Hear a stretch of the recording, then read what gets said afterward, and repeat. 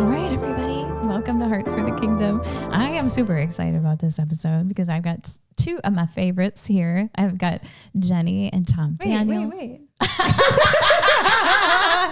Three. Sorry, three of my favorites. You're acting like me right now. I'm like, you're taking over. She's like, step out of the way. I'm back. Too funny. So Jenny and Tom Daniels, they are an amazing couple that I have been blessed to get to know over, how long has it been? Maybe 3.5 years. Okay. So I've gotten to know them. And do you mind me sharing that you see me in clinic? Okay. So I got to know Jenny as a patient, and then I got to know Tom because he's just such an amazing, supportive husband, and he always came with, and I was just always so blessed by you, Tom, to be honest, like just what a godly husband you are. And so I got to know them, and then we did the Healing the Roots course, and I was just so excited because they signed up to come. And I thought, I was actually worried, like, God, are they supposed to come? I feel like they know everything already, like, is this going to help them at all? And it really did bless them. And so I wanted them to come on and share some of their experience and story, because there's probably people out there wondering, is this a course for me? Yeah. And it doesn't really help people. And so I think it's really helpful to hear from people who have done it. And so they can hear their story. And what I think is really cool is you both came from a very different place, and you're married. And I'm encouraging people, like, do this together as a husband and wife, because it'll be that much more powerful if you do. So I thought, how more perfect. I was so grateful that you guys agreed. Yeah, and thank you guys. Yeah, just give them grace because they've never done a podcast before, right? So they're a little nervous, like, oh Lord, but why don't we start? Jenny, do you want to start with just saying, like, okay, what inspired you guys to even take the course? Was it your idea or Tom's idea? I think I learned about the course from either the podcast or maybe from the clinic. I'm not sure, but I remember hearing about it and thinking this would be a really good thing to go through. And then I thought maybe Tom would want to do it too, so he can, glean whatever there is for him there. So yeah, I asked him and he agreed. So I was happy because I didn't know if he would. Yeah. I did it more for her than for me. Yeah. But I got so much out of it because I went with and yeah. So it was good. Yeah. So what were you thinking, Tom, were you just wanting to be kind of moral support for Jenny? Well, more for that, but there's a lot of stuff that when I go to her visits with you, that there's things that you guys talk about that are just, they just go way over my head because I don't understand it. And so I was looking for maybe a little bit more background or a little bit more definition with some of the things that you talk about, so that I had a little bit more understanding so that I could help her do what she needed to do in life to be able to get better. Yeah. That's cool. Yeah. I love that. So Jenny, do you want to give people, maybe as much as you feel comfortable sharing, a little bit of background for like some of the things you were coming in with, even to come see me and what you were hoping to get out of the course when you joined it? Yeah. Well, it's a long story, but I'll just say I was pretty sick when I came to see Dr. Robin. A lot of things we didn't know. It's taken 3 years of kind of peeling back the onion, I'll say, of kind of figuring out why I became so sick. It was a slow decline of probably a good 10 years of just having different things pop up, and you just push it to the side and don't pay attention. You work, I pay attention. I am a person that pays attention. I'm very sensitive to things, but I just felt like there's something wrong with me. Like I shouldn't be feeling so sensitive, and really bad anxiety. That would probably be my top issue, was panic attacks, anxiety.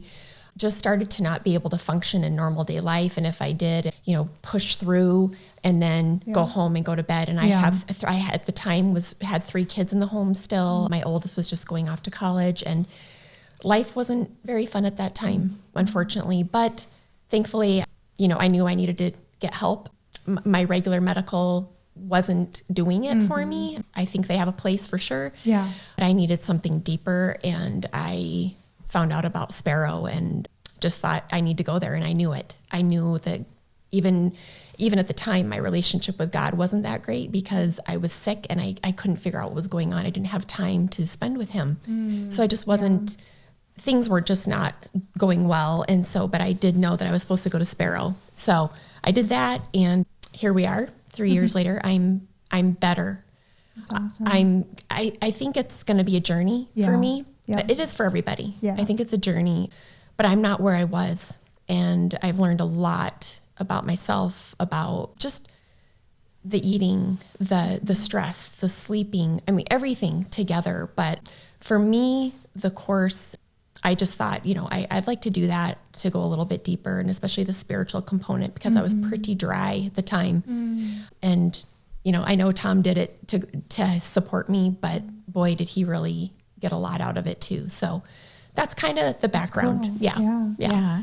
And so at the time, I think if I remember right, at the time when you guys did the course, I think you had taken some time off work to heal, right? And so, and I think anxiety and just feeling sick in your body, like there's so much you were going through. And what I noticed as you were going through the course, as we got to the end of the course, it seemed like emotionally you were much more like just grounded, even though anxiety was still something you're wrestling with. You just seemed like you were handling things so much better. And I think it was what I was seeing on the outside, and this is what I want you to share, like if this is accurate or not, but it seemed like spiritually there was a more grounding there, and it also allowed you emotionally to be more grounded and handle things, I think, on a better level. I don't know. It came at a great time, because you were right. I had just come off of having to stop work. We'll say that, because of health issues. And it came at a good time. And also it prepared me for what God was going to take me through in the next season, which was helping a family member with cancer who was going to die or pass away, however you want to say. But but he prepared me for that with the spiritual part of that course. I knew a lot about the health part already, but it was that piece with the anxiety, the grounding. I still battle anxiety. I want people to understand it has not gone completely, but it does direct me to God. It helps remind me that, I need to seek him right now. And it makes me pause at least. I used to react to whenever I would have a bodily symptom, I would react and it would take me down. Kevin described it perfectly at the conference about how pretty soon there's just this downhill effect of physical symptoms that happened when you have anxiety or a panic disorder. And if you're able to stop for just a moment and, kind of think about it as far as I need to go to the Father about this, I need to stop and say, what is threatening me right now? Yeah.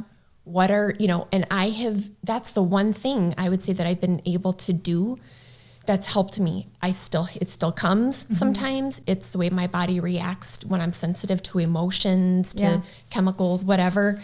But I've been able to say, am I in a threat right now? And I can look around, and then I take some deep breaths and I pull God into it. And I say, I know you're with me. I know that I have no threat right now. You're with me, and I'm going to get through this because I always have. In the beginning, you think you're going to die. You literally do. And that's a whole nother probably podcast. But so the spiritual part from Healing the Roots is what really, and how to handle anxiety and that thought module. The death cycle, I think he called it. The thought captivity model. Yes. That really helped me. That's awesome. And I could identify with what he said immediately. I was like, yep, that is exactly what it feels like. If you've never had a true panic attack or anxiety attack, that is what it is. And I identified with it. He made it through. He was teaching on it. I picked that up, and I was able to really implement that into my life. That's awesome.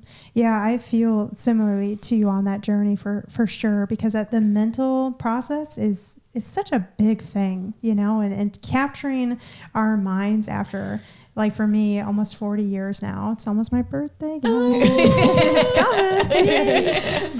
but you know, 40 years of like trained thought patterns that have just been learned since I was a kid. That's right. That I've just, you know, I've just let them, you know, run their own little race in there, you know, and just kind of dictate how I'm going to live my life instead of me taking control of that and just being like, oh yeah. So I think that was for me probably the most beneficial, even though I've heard it a million times. I'm sorry, but it's true. Like I've heard all of that stuff about anxiety, OCD ever since I was a kid, but it really is, it's just like bringing God into it and having him help you through it. Just like you said, that's exactly what you said. Just like bringing God, acknowledging him in it, because like you can't just turn it off. So it's like, okay. It's like, how do I then have God help me in it? Because it's not just a little switch, you know, as much as you want to just turn off the OCD, turn off the panic attacks, you know, and sometimes you can, like sometimes I'll go into Costco or whatever and something will hit me, or Walmart. It doesn't feel like a circus in those places sometimes. And just like your nervous system is just like, oh, too much. Overwhelmed. You know? And I've felt that in certain seasons where it's been much more amplified in my life. Sometimes it's calmed down and gone completely away. But, you know, it really depends on what you're going through. You know, my goodness, you know, like people have heard my story enough, but it's just like, there's, you know, different things that you go through and then different seasons that then amp that up again. And so just like learning how, again, to like, okay, God, I'm bringing you here. I might be going through a hard time, but hey, you got me through every other time. Just like you acknowledged in that moment where you also say that, like, I didn't die then. I'm not going to die now, you know, and just like reminding yourself, like, you're okay. You know, I'm all right. I'm just at Costco or whatever, you know, and I am going to get to the checkout and we're going to go out and I'll be in the car soon or whatever, you know, but just like learning those ways and how to help yourself in those moments where you feel helpless. So I love that. That was really helpful for me too. Again, just reminding myself, you know, I can never get that message enough. I'll just say that. Me either. Yeah. I also, I mean, it was great because we talked about, which even for myself was helpful to talk about the allostatic load of stress that we carry. So that even little stressors, big stressors, they all like measure up to whatever load we're carrying at a certain moment. And that there will be moments in our life when that load is a lot heavier than others. And to understand what's happening in our bodies when the load is heavier and acknowledging that, giving yourself more grace, but then also saying, oh, do I need to say yes to this right now? Because my load's actually heavy and I'm watching my body respond to the level I'm carrying right now. And I need to make adjustments and saying that that's okay. I think some people just live life and don't even know that that's what's happening to them. And they don't understand the importance of addressing it. Yeah, exactly. See, and for me, I just got to say, I do know. And I do know that my load has been way too heavy, but I don't know what to let go of, you know? And that's the thing where, again, bringing God in, bringing that discernment. Cause I ask other people, I do believe that the answers are actually within God. And, you know, but a lot of times I'll just like ask a friend and just be like, what do you think I need to let go of? Or I'll ask my husband, what do you think I need to let go of? And you know, that's why I think it's so helpful to do it as a couple too, though, because we don't carry loads separate from each other, right? And so to understand that's the process we're going through and have your spouse be like, yeah, I think your load is heavy right now. Can I take this, you know, for you, or vice versa? Or do we both need to lay this aside right now and not have this a part of this season right now because it's too much for both of us? You know, these are all the conversations that come up as you're doing a course like this together. And intentionally, like, I love that you guys did it together. Now, did you guys have any time, like in your car ride, that you would process things together and be like, hey, this is like, what you guys are laughing already that you guys want to change? Because one thing that my husband and I, we've been living so like just like to the max lately that we don't take time to even process. And we homeschool, so we have our kid here all the time. She's a listening, you know, little ear on the wall that we are always like trying to be like, oh, what do we say? And she literally gets up when I get up and she goes to bed at 10 o'clock at night. So we never have that time to process. And so we're being really intentional in this season right now. Like, yep, we're going to go on a date. and we're going to actually talk about like, what does life look like? What do we need to change? So did you guys have like car time during the course that you just like process together? And are you intentional talking about these things? We did a little bit on the way over and on the way back, and on a couple other occasions, but there was times where we'd go through things and then we'd get there and we'd hear, and then we'd, oh yeah, that makes sense. We were and just now, on the cycle. Yeah. We were just, it was the crazy cycle or whatever. Death dance, right? Mm-hmm. Yeah. My favorite. Yeah. So we'd be doing that, and it's like, oh, wait a second. Here we go. Let's go ahead and let's back up. Let's rewind a little bit and let's think about things, so it helps you process through things. But yeah. There was a beautiful time because I actually saw you guys in clinic not long after one of Kevin's talk where you talked about the death dance. And so that's what they're referring to. It's kind of this death spiral that we go on as a couple or sometimes even with other people where you're triggering each other. Right. And it's just one trigger after another. And then your reaction after reaction after reaction. And I had seen you in clinic and Kevin had just taught about it. And you were saying the night before the talk, you had been in the death dance. And you guys were saying, why do we do this? We did. Yeah, we did say that because we wondered why do we feed off of that? Yeah. And how do you stop it when you're in it? Because you don't want to, if you're a person who doesn't want to let it down, well, I'll be the one with the last word or whatever. But I really quick want to say that it's really good that you're making time to go out with your husband with what you have going on in your life. Yeah. We did not do that when we were raising our kids. We were so involved in our kids' sports, in work, and just trying to survive that we did not do that well. So for anybody out there listening, if you have kids in the home still or whatever, take the time. You need to, because when your kids go, it doesn't seem like they're ever going to go, but when they do, and it will happen, you want to have a good foundation to launch into your new season with, because we did not, and we struggled for a good 1.5 to 2 years of trying to figure out, because partly spiritually, we let our spiritual life, it wasn't number one. And so if that's not number one, everything else suffers. Yeah. And so that was our case. We really just went through a lot of different things like that, but I would just say that's a good thing. So when you do go into empty nesting, you're good. You're not that you're not gonna go through things, because it's still an adjustment time of yourself as a mom, as a dad, trying to figure out what is our role now. And there's so many things, but that's really good. Yeah. Even if you can only do a date, or whatever, it's what's needed. Yeah. Thank you for acknowledging that. It's something that I've been, really passionate about for a while, because, we haven't always been good about that. And my husband recently went through a job loss, and that was also hard, because we're like, oh, it's, finances or things like that. Now don't let that be a barrier either, because I realized that I made that a barrier, but I could have just said to my mom, like, hey, can you take my daughter for the weekend? And, we could, watch a movie, or, just do something fun, like play a game together. It doesn't always have to be money. I was grateful though, going to that restaurant last night. I'm like, oh, Gary, this feels good. I said, I feel comfortable again, doing, like what we want to do, and going to Menards and buying our home supplies, thank God for that. But honestly, like, it doesn't have to be, what you think it has to be, so I like that. I like that. Yeah. So it sounds like there was a lot that Kevin shared that helped emotionally you kind of process and get to a different place. Also your marriage, with just figuring out the dynamics. I mean, one of the talks he talks about is like, how do you even handle the fight, flight, freeze, and what do you tend to do in conflict? Do you tend to be a fighter? Do you tend to be a fleer? And then what does that look like even in like a marriage relationship, and understanding those dynamics so that can change. And so did you guys kind of figure out through those talks which one you are, and maybe how that was impacting how you guys interact with each other? I think so. I think there's two parts to that.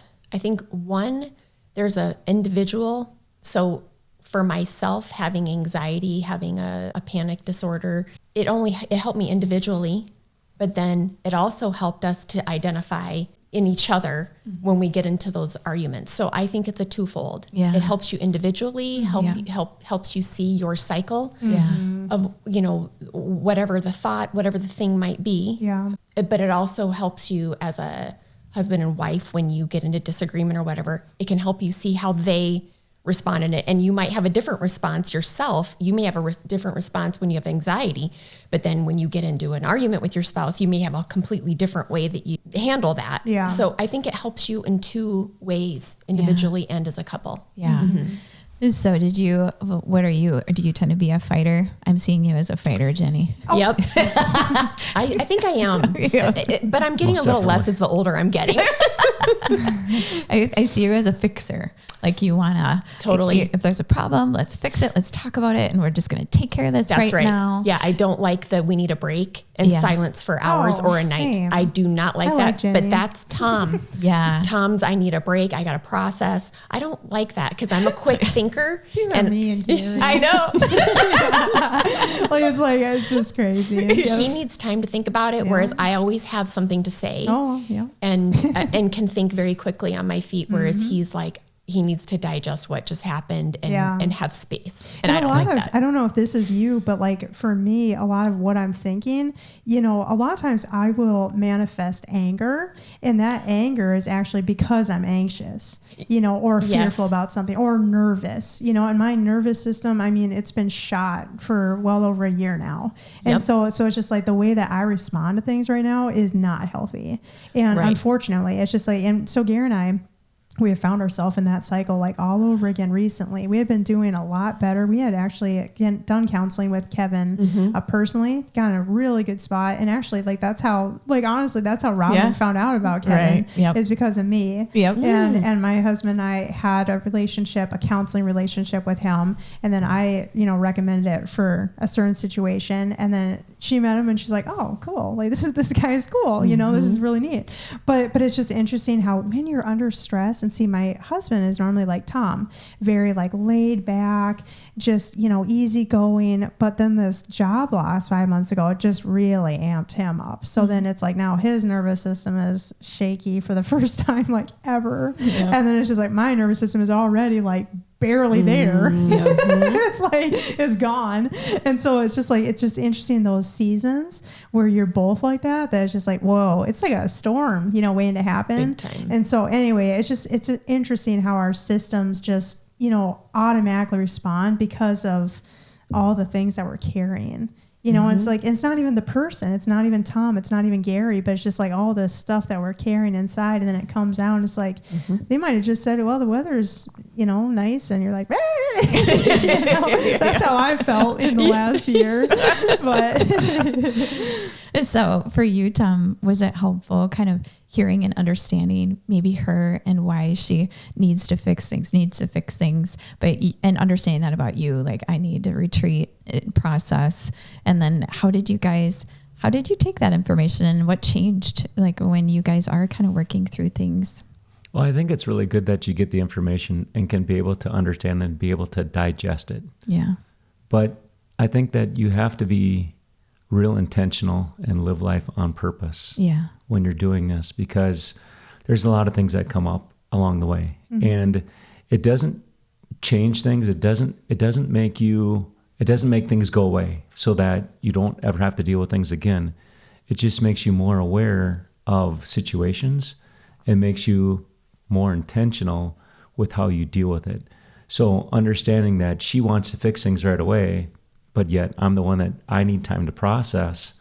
There would be times where it's like, okay, because I'm not a person that is quick thinking on my toes. I have to sit there and think about things for a little bit. So if she wants to come and argue, it's like, it's all one-sided. I can't get a word in edgewise, you know, and then I have to be able to, you know, then I feel like I lost the battle already.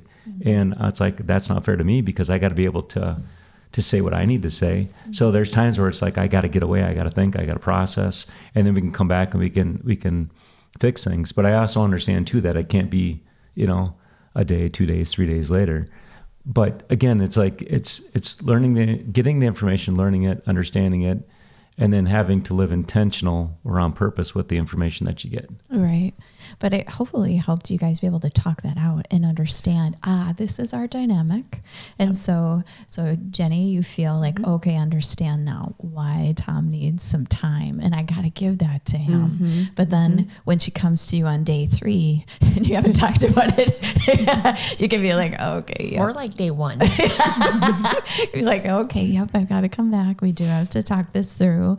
But then it's probably good for you to hear too, Kevin, explain, you can feel like that person, Tom could feel like you're attacking him, you know, if you just won't stop because and then you realize, oh, well, I don't want to have my husband feel like I'm attacking him, you know? So I think that whole dynamic is so helpful to understand as a couple. Yeah. And finding the balance, right, between the two and like meeting together. Yeah, go ahead. Well, pride is a hard thing because you have to be willing to take that information and recognize it, but then implement it like Tom's saying. And it's really hard to be humble.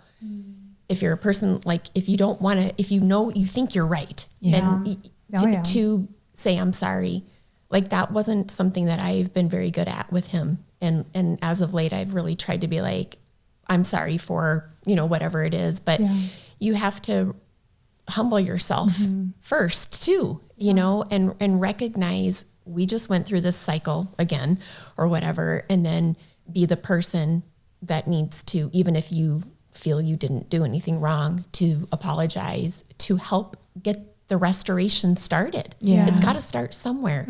Someone has to cave and say, I'm sorry. Tom usually is the one.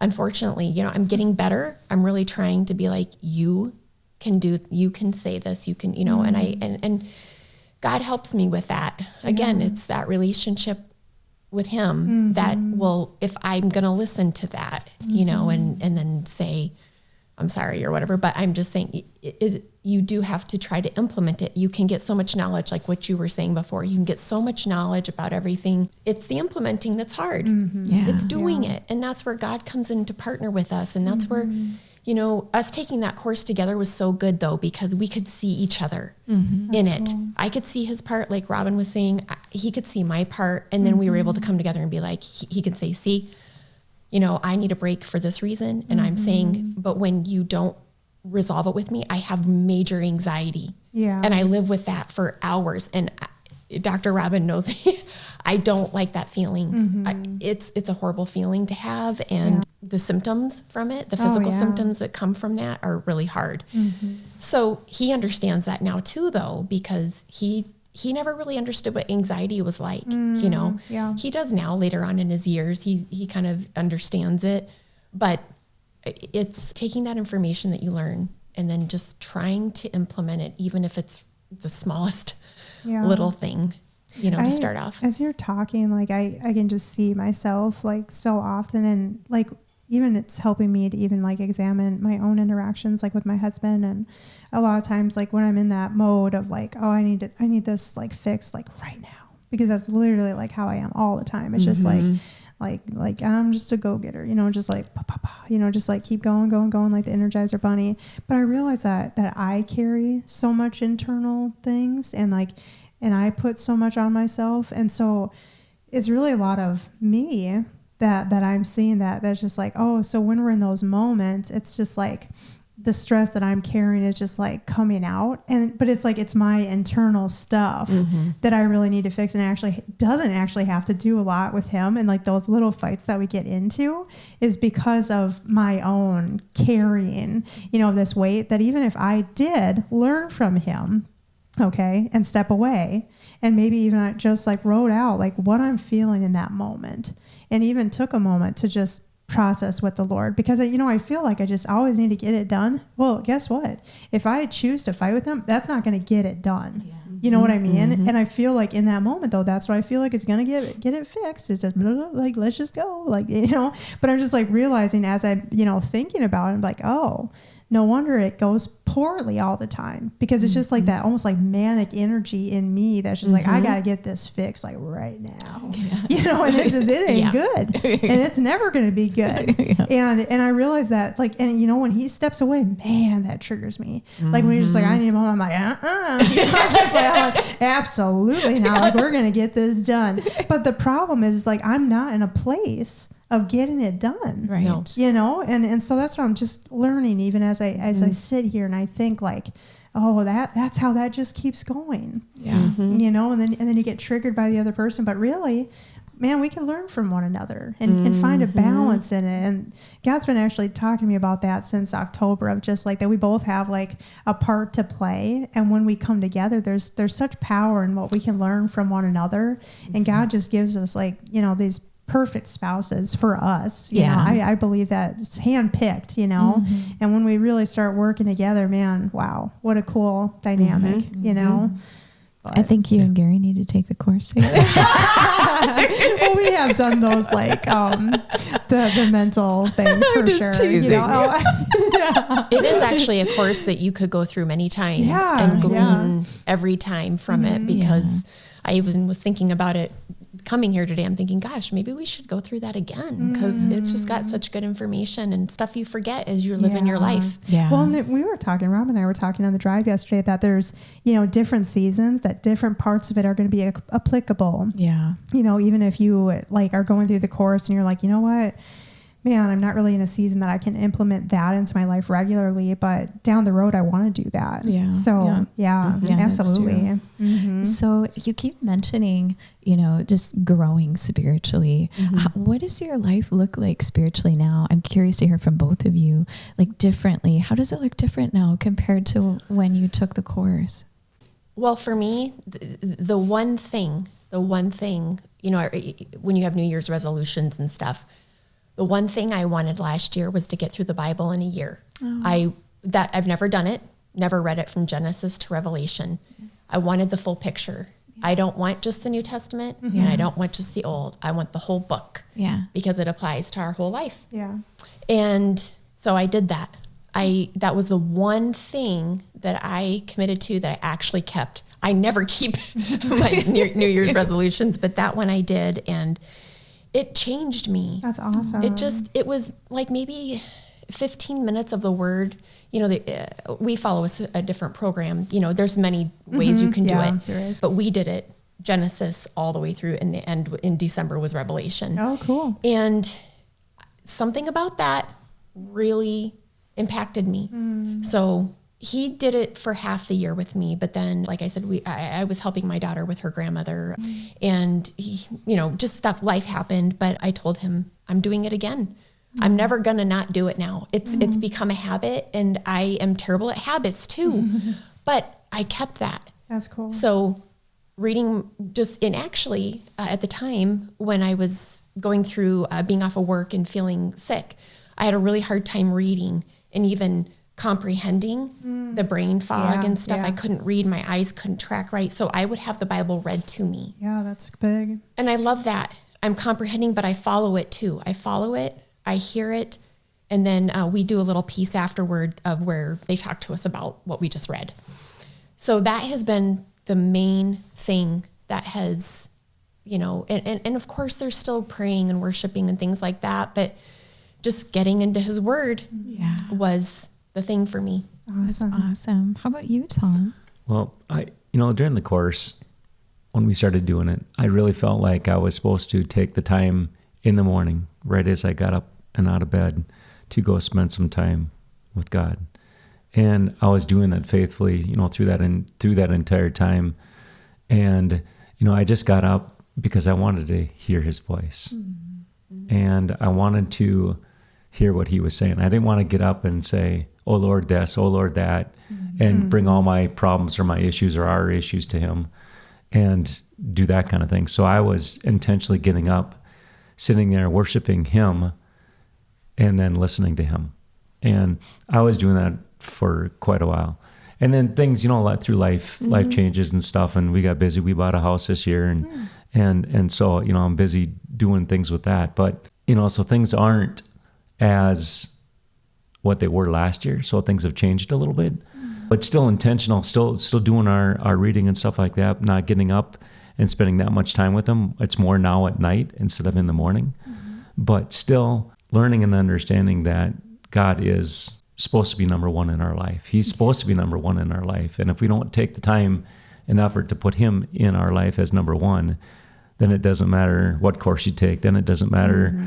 It doesn't matter what you've learned or what you've understood. It's just, it's kind of all for naught anyhow. I mean, everything does help along the way. Don't get me wrong, but no, it's real though. I think you got to put him first. And, so reading his word, being with him, and then learning this kind of stuff because, like you had mentioned, Robin, our body is the temple of the Holy Spirit, right? And, if we don't treat that like how it's supposed to be treated, then we're not going to function properly in life either, right? And so learning how everything affects that, with all the scientific names or the whatever you want to call them. Yeah.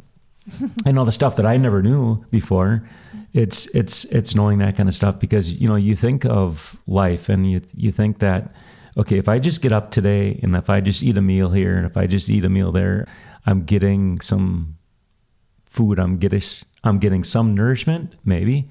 But you think, okay, and then I'm just going to go on about our day. But again, living life intentional on purpose, getting up, and having a plan, having a purpose of okay, I need to not only be with him on a regular basis, whether it's in the morning or the evening or any time during the day for that matter, reading your word, but also the nutrition side of things and understanding that kind of stuff is a key for a healthy life. And, if you don't have a healthy life, life gets too short. Yeah.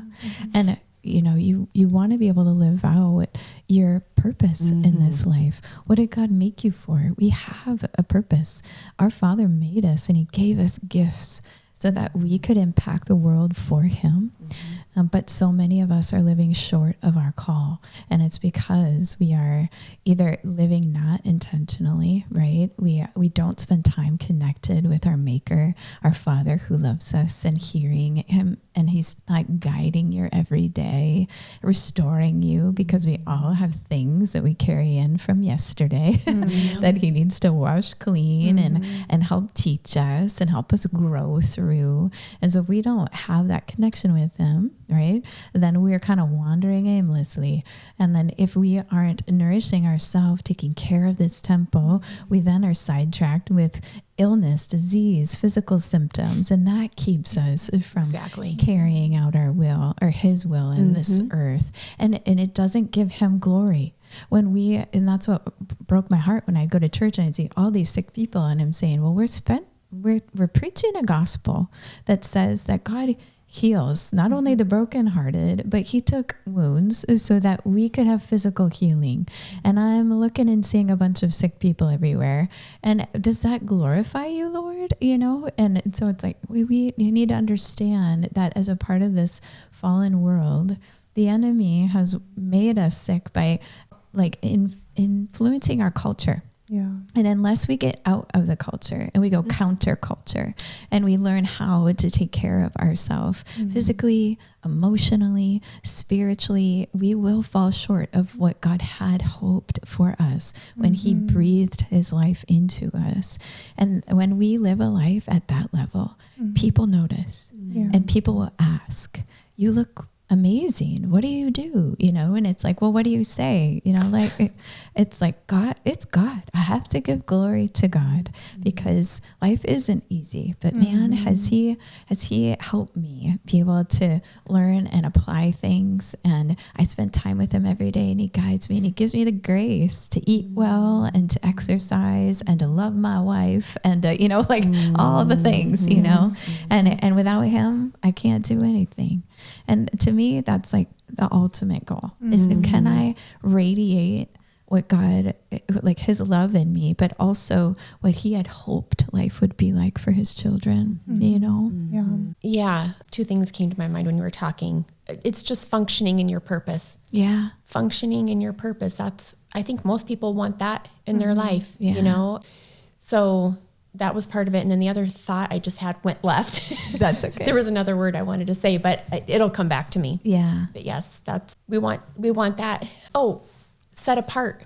Yeah. We want to be set apart because that's how they recognize us. Mm-hmm. That's how the world recognizes us, is when we are set apart. Mm-hmm. If we are the same, syncretized or whatever, we don't look any different. Right. And I feel the same as Dr. Robin, that there's so many sick people everywhere. I was one of them. I'm still coming out of this, but I see how that took so much from me, you know, and it took my spiritual life, and it took my physical life. It took my time with my kids. I mean, there's so many, and Satan loves that because that's what he wants. Yeah. If you don't have relation and connection, you're not going to be set apart. You won't be. And the other thing is being okay, being set apart, because when you're in the world, I just started working again too, like on my 7th week or whatever, but I'm back in the workplace, and I'm like, oh, I know I was hoping, I still don't know if there's any believers with me, but I don't think so. Okay. And it's like, okay, I'm a believer. I love the Lord. Yeah. And they aren't so much, but how do I do that? Yeah. How do I love them, be a part of them, because I'm a people pleaser and I want to be part of the group, and, you know, how do I do that and be faithful to him in it with how I live my life? So there's so much to learn still about that, you know, like I'm embarking on it now, but I am choosing to be set apart because I love him so much, you know, so it's the sacrifice you make, you know, and it could affect somebody down the road. Yeah. Hey, be yourself, and don't be scared. Don't be scared. You know, one thing that I've noticed when I'm around non-believers, I just try to act the same way that I would be around believers. Like I talk about the same things and I really don't care. You know, I had this friend, and I just want to say this as like kind of like a cool testimony, but I have a friend who I have had since I worked at a job like probably 20 years ago. And I never quite understood her attraction to me because we really didn't have a lot in common other than like watching movies. And I always thought, that's really strange, you know, like why is she just so gravitating towards me all the time, you know? And she kept pursuing me year after year after year. Like she would move and then she'd be like, I'm going to come visit. And I'm like, okay, cool. And I would just talk about God just like I would like any other person. I would talk about church just like I would any other person. And she considers herself an atheist, yet she still keeps coming around. Even the other day, she messaged me and a friend, and we all have like birthdays like right around together. She was like, when can we get together, girls, and celebrate our birthdays? And you know what? Me and that girl, like the other one, we're both Christians. And that's like her best friend. And it's just so funny because like, you know, she keeps like coming around, and we'll talk to her, and she hates talking about politics because she's very like anti what we are. And I mean, she just thinks we're downright evil, you know, like, you know, but we just get going and we talk about our stuff, and, you know, she just still keeps coming around. And so I just think that like you being you, just sharing the love of God to those people, just loving them. That's it. I'm reading a book right now, but it's called like Imagine Heaven. And it's just so cool talking about like these near-death experiences that people have had. It's just amazing. And just like seeing like when they get like through that tunnel, like the question that they're asked is like, how did you love? And I've heard people say like, man, if only they had told me like what they knew about God. Like if only they had told me. It's love to do so.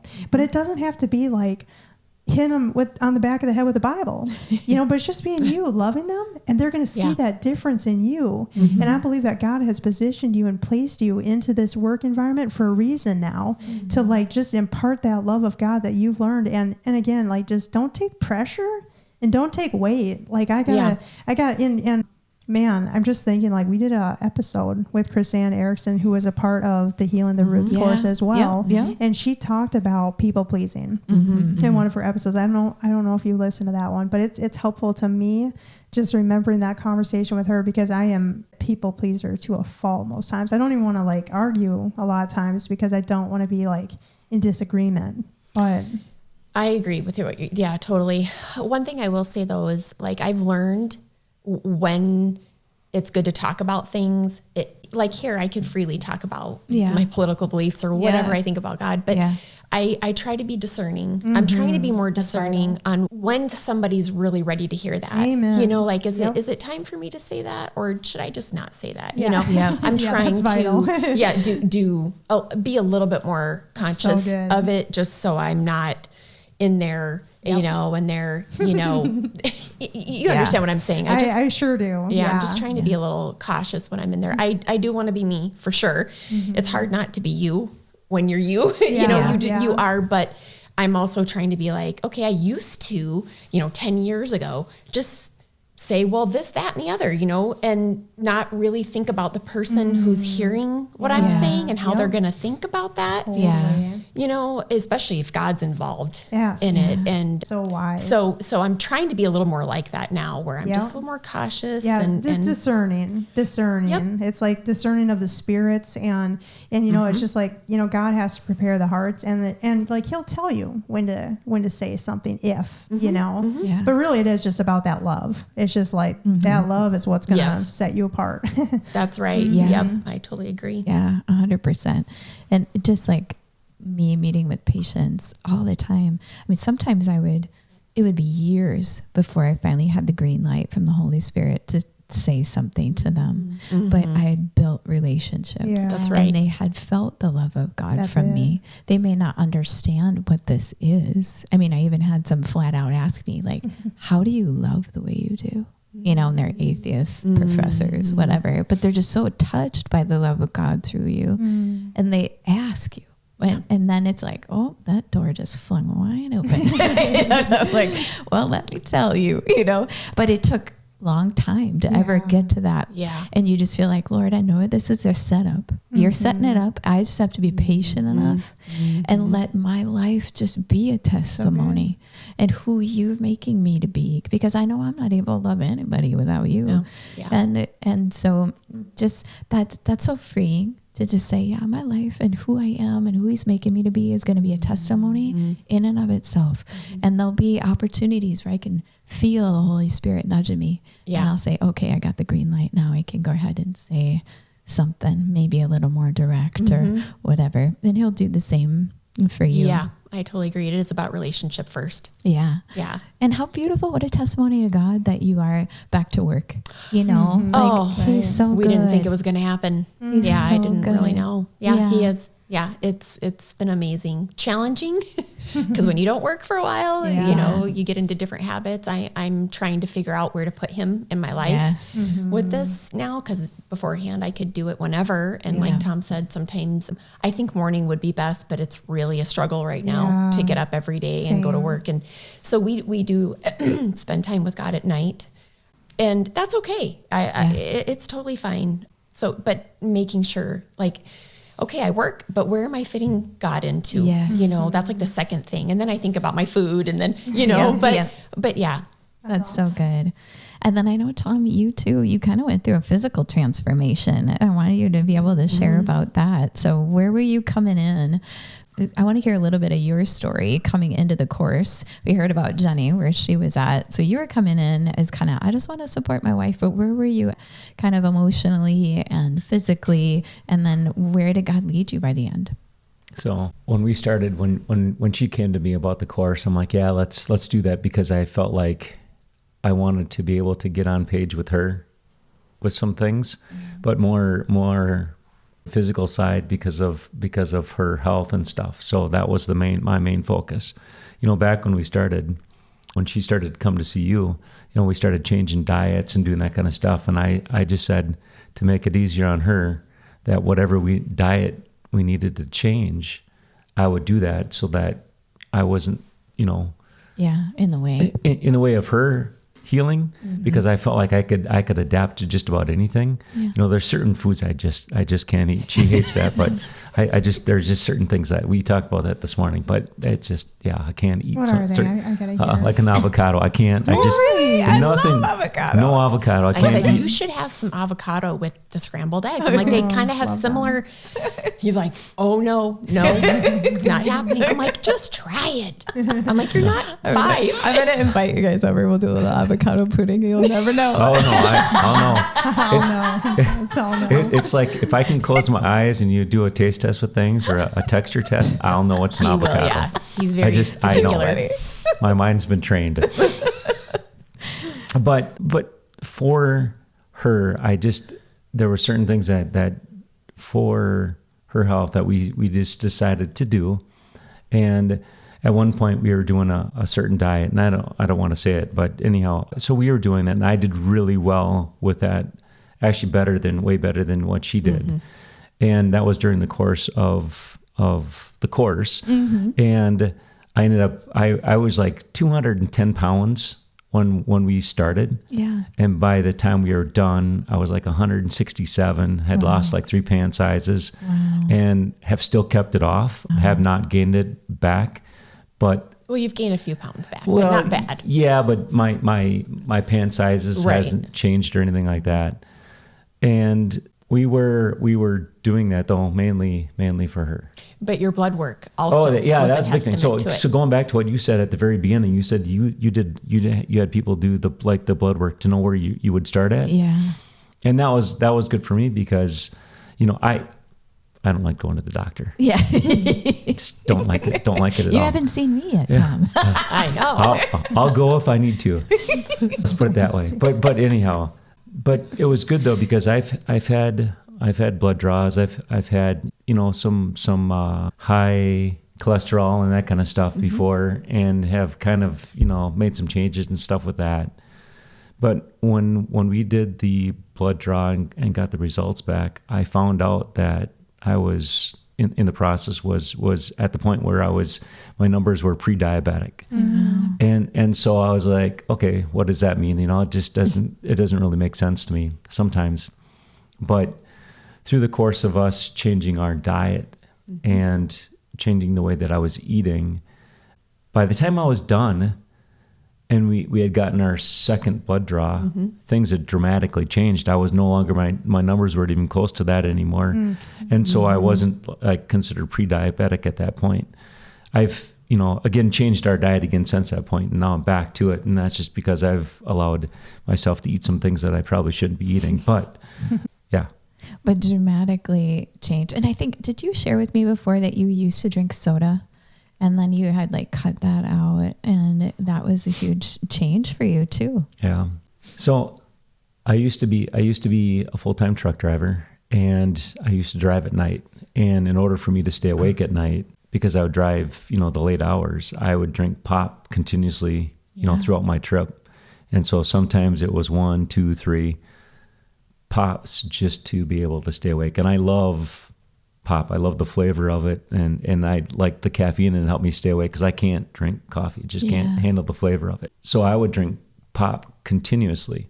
Well, I took that out of my diet too during that time, and that was a huge thing with not drinking the pop, not eating the sweets, not doing. Yeah, you really stopped eating sugar. I pretty much did it because I was, So it really dramatically changed things. So not drinking the pop, but not eating the sweets.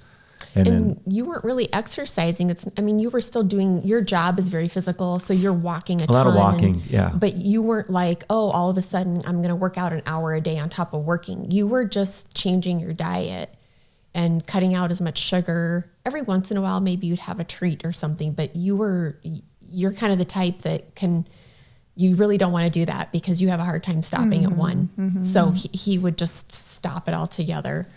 Yeah, you had a huge, huge change physically, your blood work. That's awesome. How did you feel? I would imagine losing that weight and getting all that inflammation out of your body and totally reversing insulin resistance, that you had to have felt different. How did you feel different? Well, my mind was a lot more clear. Yeah. I could think and process things a lot quicker without having all that stuff in me. And it was just a lot easier to function. I felt a little more lively. I felt like I had more energy. That was the other thing too, was when I was drinking pop all the time, I felt like I needed the pop for the energy. I needed it with the caffeine to stay awake and that kind of stuff. And in my mind, I was like, okay, anytime I felt like I needed energy, that was the first thing I would do. I would automatically go and do a pop. so that I could stay energized and be clearer. But that was actually hurting me more. Yeah. And I didn't know that, and I didn't recognize that. And so, that was the one thing that we talked about during the course, or that we learned during the course, was that, the different things that you eat, the different things that you digest and stuff can play an effect on your body. Mm-hmm. And you really learned how to drink water too. You didn't drink water a lot, even though I've always drank a ton of water. He just, it wasn't his thing, but you started drinking water a lot more, cleaning out your system and just hydrating. That was a big part. And Chelsea's really great in that course. Yeah. With the information she brings. Yeah. Mm-hmm. Yeah. Drinking way more, like she would drink a container like that full of water, and I'd be doing double that. So that was good. Awesome. Yeah. How about your joints or other things? Did you notice any changes? It sounds like mostly energy wise and mental clarity. Did you notice any changes? Well, it was mostly in the mind. Yeah. Most of it.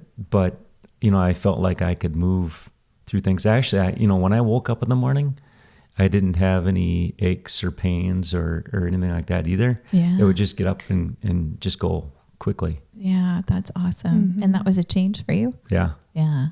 Isn't that so good? That's so wild, right? Mm-hmm. I think we just live in that state. You probably were just living in that state and not realizing that like you could feel better, or, I know for me, when I struggled with chronic brain fog and fatigue all the time, I just had no idea what it would feel like to not have that. Mm-hmm. And that's something I could actually not have someday.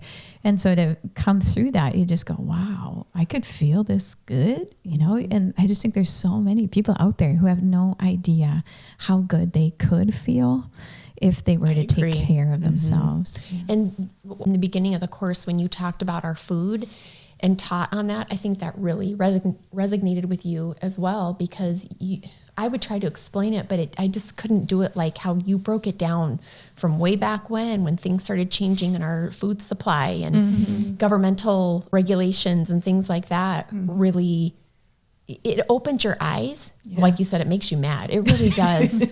It makes you upset that, wow, I didn't realize, not only was I feeding myself that, but if you have kids, I could have been feeding my kids all that stuff too, know. But I think, and you can correct me if I'm wrong, but that was really good for you to learn, because you hadn't really heard that before. Right. You don't really understand how toxic some foods can be. So not only was it toxic, but it was also addictive. And so, understanding that, learning that information helps you process things a little bit better, so that you're making good choices with your food, which in turn helps you make good choices with your health. Yeah. And just get set free of that cycle. Like you just get on a chain, right? Like you were with your soda, where it's just like, well, I need this. And you think you need it, and you think you're doing something good for yourself, and not realizing like, oh, I'm actually setting myself back. And there's actually things in this soda that makes me want to go back and have it again. And you're just on this loop of like a death spiral for your body, and you don't realize it, and that you can get out of it, which is amazing. It just speaks so much to you, Tom, and God, right? And because it's not easy.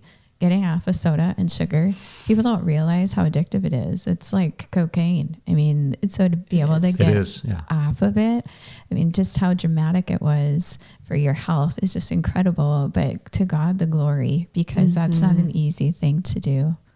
Yeah. Yep. God's so awesome. I'm so excited for you guys. So fast forward a year later, how do you think things are different for you now compared to a year later? So if somebody were to come see you and they hadn't seen you for a few years, and they're like, what happened to you guys? What's new? Like, what would you say is probably the biggest differences now? Wow, that's a lot, because I just feel like it's been a combination of, for me getting the help that I needed, realizing what's important to me in my life, God, getting him put back in there, and how to handle the dance that we did, the anxiety, things like that. Oh, it's So there's just a lot, like I said, it's a journey. You're never going to be perfect. And I have to remind myself, this isn't going to be where I'm good at the end, going to be like, oh, everything is just right. Yeah. Yes, because the just right mentality. Yeah. There's always refining going on. There's always the refining, and that's God's business is to refine us. And so there's hard times. There's hard times, jobs, there's financials, there's so many things, but I'm starting to realize that it's part of his plan too, to help me to see things differently, helping me to understand things, going through the course and knowing, oh, you're going to be helping somebody, here soon. Your body needs to, it's just, yeah. So a year later, definitely better, more tools with the Lord involved, being able to utilize them, put them into practice, because that's the hardest part, giving myself grace when we don't do it right. We're in a season now of probably not being great because we're adjusting to me working again. And how do I cook for, the two different needs? So it's just, living with grace too. Yeah.